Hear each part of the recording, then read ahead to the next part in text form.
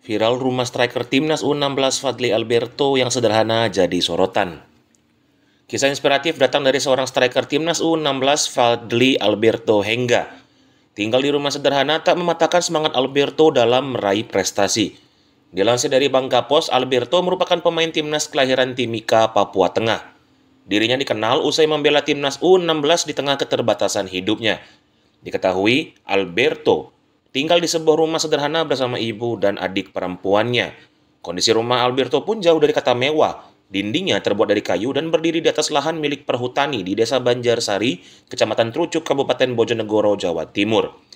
Kesederhanaan Alberto juga dilihat dari sang ibu yang bekerja serabutan demi memenuhi kebutuhan anak-anaknya.